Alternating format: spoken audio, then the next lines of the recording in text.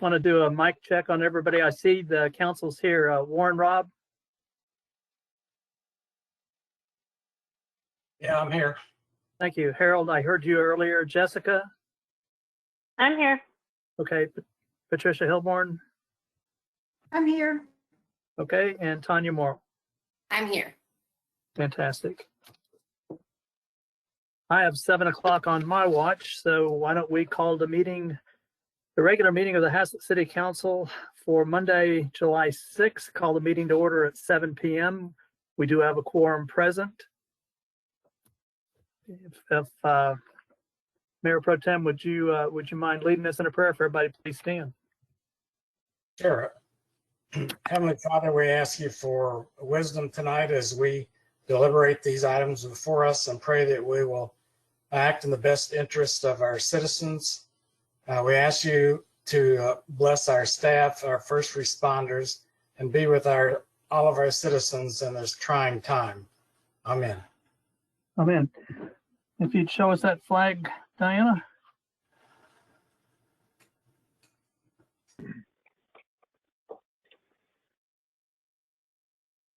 Awesome. We can do the pledge. I pledge allegiance to the flag of the United States of America and to the republic for which it stands, one nation, under God, indivisible, with liberty and justice for all.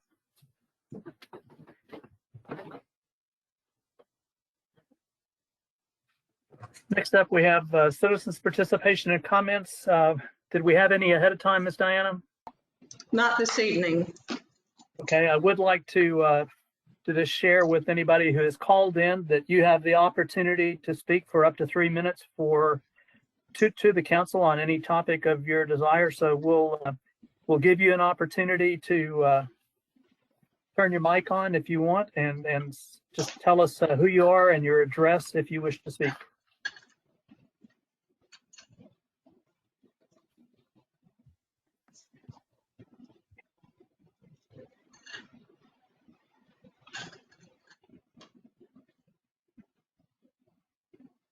Hit my mic. Sorry. The annual Cleanup Day event will be this Saturday, July 11th, 2020, 8 p.m. to 12 noon behind the fire station. You do have an event flyer in your paperwork. Next up, staff reports to update on active items, projects, and event recaps. First is the update on the coronavirus COVID-19 issues. Yes, Chief Mays will have the report. Council, I don't have anything or nothing's changed since the last report. Essentially, we have deferred the opening to the public until the August 3rd. So that's for all buildings. Parks and Public Works was doing an alternating check-in and out schedule to limit the contact exposure that way. Fire department, we're doing good. We are seeing a fewer of the volunteers. There's been some pretty good scares with the city of Lake Worth lost 2 of their 3 shifts due to COVID, and Saginaw lost 5. So a lot of the full-time firemen that volunteer are a little bit in scared mode, and I don't know that I blame them. So anyway, but we're pushing through it, and I think everything else is status quo. Anybody have any questions for Kurt or any comment? Yes, sir. This is Warren Robb. Kurt, on the Tarrant County report that comes out daily on the number of cases in Haslet, is that the zip code or is that actually Haslet? Or do you know? I don't know which report that you see, Warren. There's an official one that says Haslet has all the cities. That truly is the city limit. And then there's one that says unincorporated. So if you see all the cities and then an unincorporated, then that's the one where it says Haslet is in the city limits. I noticed a discrepancy today. I got 2 new ones. One was city and one was county, and they put them both in the city. So I don't know if y'all seen that report that shows 13, but it should only be 12. Okay, thank you. Yes, sir. Was there someone else? This is Harold. Go ahead. So have you gotten anything back about, are we going to have a real meeting next meeting instead of a Harold, virtual I have meeting? not heard anything. And Mayor Golden, have you heard any updates on the? I have not. I So think at this that point, we're going to have a real meeting. Council, this is Rob Alabon. I think we'll know the governor's order is scheduled to expire on the 12th, either the 11th or the 12th. So we'll know in plenty of time in advance of our next meeting. I personally fully expect that order will be continued with the way the virus is continuing its activities and whatnot. I mean, obviously that's just my opinion, but I mean, I think we'll know in plenty of time for a decision to be made on that. So are we going to get to talk about that before we have a meeting? I mean, I've got a suggestion on a way to do it. And I think we should, if we have to have a real meeting, I think we should only have 3 council people down there. All the staff should stay home. Mayor can run it from home, but we'd still have 3 to, and then we could alternate possibly those 3 people. And we could have the sheriff at the door to say, you know, if anybody comes in, it's got to be wearing a mask. That way we don't have to enforce that on somebody that just doesn't want to wear one. Harold, this is Kurt. So I know, like I said, the mayor went up there and kind of moved some chairs around, and Stephen Harvey and I went up there and moved it around, and your plan absolutely works. We can get 4 people behind in your normal behind the diocese, and then we can use those long tables that like Marcy and Walter and I all sit at. We've got those out in a V where we can have 2 people in that area, so we do have room to socially distance and still have you like telecommunicate some of you in. So it definitely could work. Harold, this is the mayor. In my previous comments, I was just asking that we plan for that, just so we weren't jumping around. And your comments are right on, and sounds like a good way for us to make plans to conduct an in-person meeting. Even if we have to do that down the road, that might be a good plan until we all get more comfortable with COVID-19. I just wanted us to be prepared so we weren't running around the last weekend with a agenda posted that might not be valid. And it sounds like Kurt's on top of it. I have not heard anything, but I would certainly agree with what Rob Alabon said. The unofficial rumblings that I'm hearing is for the foreseeable future. We don't want to be in groups larger than 10. That's kind of the mindset for the people making the decisions. So trying to have council meetings with more than 10 people doesn't follow that. And I think that we probably ought to plan to follow that. But worst case scenario, I think the chief and the city will be ready for us to have those meetings. And I think 3 people for a quorum there would be great. Jim, do you have anything you want to add to any of that? No, I think the plan is good. I think we can do a combination where we'll have a quorum in the council chamber, and we can have staff videoing, conferencing in and answering questions. And you know, I mean, like you said, we gotta adjust. But I think Councilor Williams has a pretty. Yeah, Go ahead. I really like Harold's plan. It should be minimum number, absolute minimum number. And that's the only way I'll show up. Okay, sounds good to me. The North Texas Commission has had a group that's been meeting every Thursday. Now it's gone to every other Thursday. And the group is called the North Texas Mayor's Economic Recovery Council, chaired by Mayor Stouffer and Mary Betsy Price. I've been sitting in on all those calls, and they had a couple of folks speak last week. One topic was concerning hospital beds and just hospital capacity, and the second topic was dealing with racial injustice, racial justice. So I want to, if I can, just for a couple of minutes, because it's COVID related. The two speakers were Dr. Mark Casanova, who's head of the Dallas Medical Society, and Steve Love, who's the DFW Hospital Council chair. I don't remember now who was speaking. I was just taking notes, so I can't attribute a special thing, but the hospital beds in use on the 1st of June were 500 plus in the Metroplex. On July 2nd, it were 1361. However, they back that up with the idea that the physical space and the surge capacity that we have in the Metroplex is good. Where they saw the weak link, if you will, is that hospital workers are getting worn down after 3.5 months of dealing with the COVID. The medical field is a little bit despondent with the lack of support from the population as a whole. I'm only speaking for the Metroplex. But they're a little despondent, according to these two gentlemen, regarding the surge.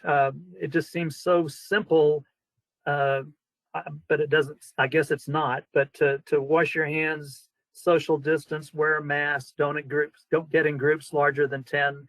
And those folks that were speaking seem to think that that would help us reach a plateau, if not, get the downturn that we're looking for. They did make a comment, although it surprised me they didn't mention Houston in this talk last Thursday. San Antonio and Austin, as of that date, were within 10 days of overrunning the hospital as far as people in ICU and hospital beds. Then just real briefly, they touched on racism in Dallas County. They didn't identify areas, but they did say that there were 2 zip codes that are 4 miles apart. The life expectancy in one zip code is 91. 4 miles apart, the life expectancy in that second zip code is 67.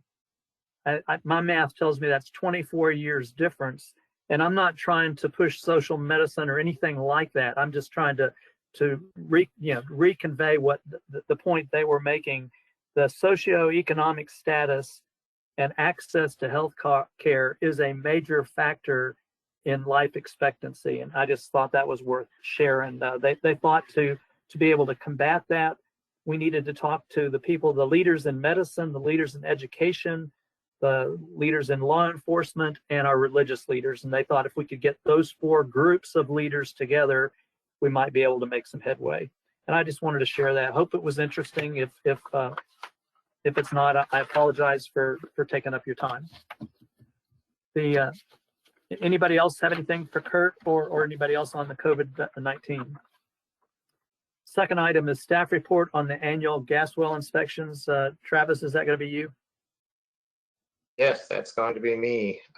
We got our gas well inspections done during this time. They've been done for a little bit. This is the first time we've had a chance to really present them.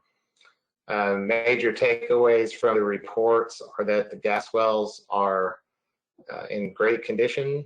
Any noted leaks or violations were fixed at the time of inspection. There was only one violation for a gas well lock not present, which was at the Westport CT development. And the reason for that is they were redesigning access to come from a different side of the pad. That's been corrected at this time. I believe it was 4 gas well sites have been plugged within the last year. So that number continues to go down. No new gas wells planned as I know of right now. Just some workover units during the time. Every once in a while, they'll have a workover rig in there. But overall, gas wells are good. There are continue to be some leaks that happen just as they age, but they're caught pretty quickly. And with these annual inspections, they don't last for very long. I'll answer any questions you might have.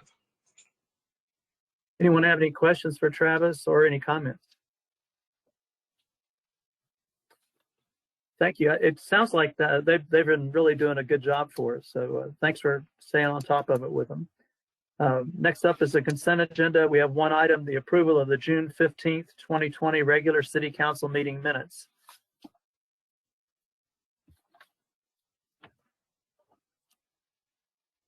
Here, I move we approve the consent agenda. Is there a second? Second, I'll Harold. second. Okay, we'll do any further discussion? Do a roll call vote. Warren Robb, Aye. Harold Williams. Aye. Jessica Clark, Hi. Tricia Hilborn, Aye. Tanya Morrow. Aye. Motion passes unanimously. Action items 7A, deliberate, discuss, and take action regarding review of the FY 2021 proposed budget and strategic plan.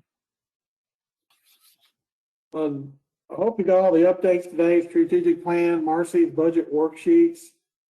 I think Travis released a report today I thought was very concerning regarding repair of Intermodal Parkway. I just don't think we can let it slide that long, and I think we need to budget $220,000 in next year's budget to start addressing those items. If you don't, I think Travis told me that the complete replacement of the roadway is $2.6 million. Is that correct, Travis? That's correct. So I'm recommending that we start addressing these items this year. And that's why I'm recommending to move it from medium term to short term. And that's up for discussion. But it is something that we need to start addressing because I don't want to buy the whole road for $2.6 million.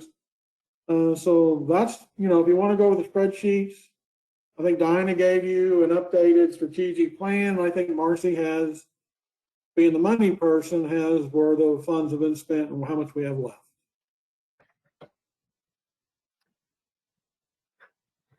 Mayor, this is Councilmember Hilborn. Council members, I believe that we need to discuss the transmission that we received last Thursday, and probably want to do this in executive session. Do we want to do this before we have this discussion or after? Or we can have it in open session, but I think it would be more appropriate to discuss this transmission that we received in executive session. We can we can consult with our attorney regarding it. If we go to exec now, could we go ahead and cover all the other items in exec while we're there so we don't bounce back and forth? I would like to cover John Day Road real quick. And I think, did y'all read Thad's report today? That was released around noon. I can't remember.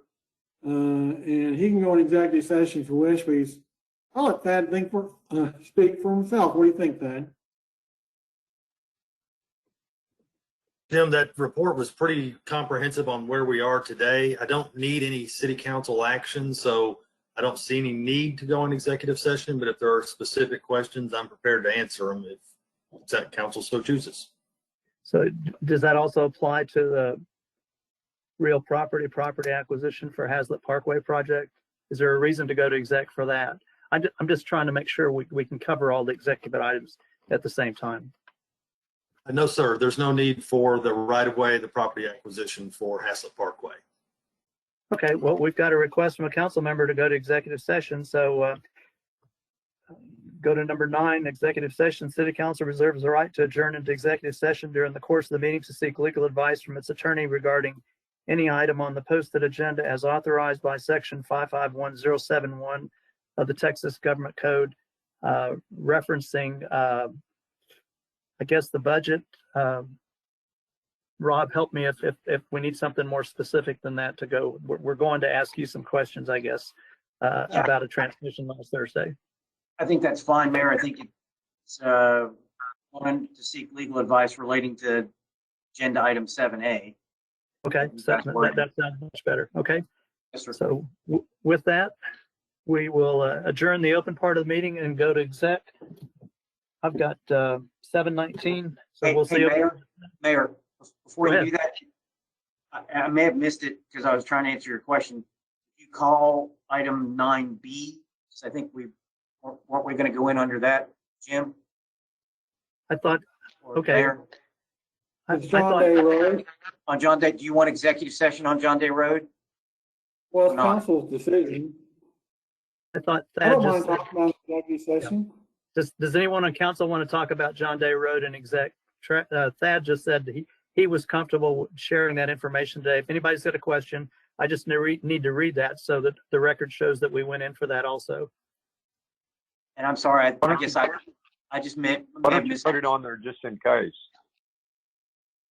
Okay, and also additionally pursuant to provisions of chapter 551 of the Texas Government Code, City Council may adjourn into executive session in accordance with the authority contained in 9B, section 551072 Government Code, to deliberations about real property, John Day Road extension, right-of-way acquisition.